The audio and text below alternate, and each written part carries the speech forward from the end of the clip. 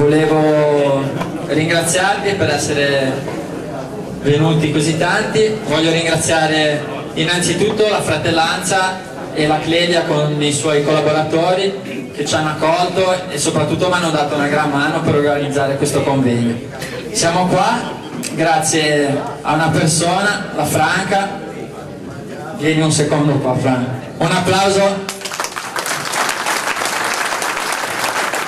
Che un giorno mi ha chiamato chiedendomi se potevo giusto organizzare a un anno dalla morte del nostro caro amico Bacche un convegno con tutti i suoi amici, e io ho fatto un giro di telefonate. Come vedete siamo riusciti ad esserci in 8 squadre di Trallallero, che dal credo 94 non succedeva a Genova.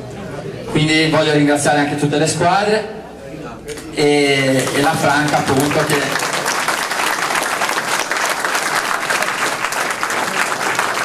è riuscita a fare questo. E io non ho parole di ringraziarvi di vedervi così tanti numerosi. Questo dimostra che Bacche vi ha sempre voluto bene a tutti quanti e era amante del canto.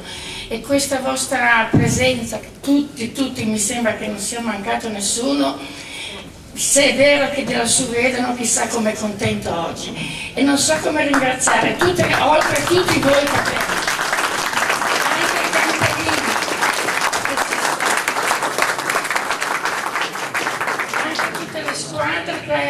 Che sono venute qui, che io ci ho detto a Paolo, qualsiasi cosa, che le spese sono tante, anche loro a venire con la benzina, quello che chiedono sono disposta a dare, e loro si sono offerti e hanno detto per Bacche questo e altro.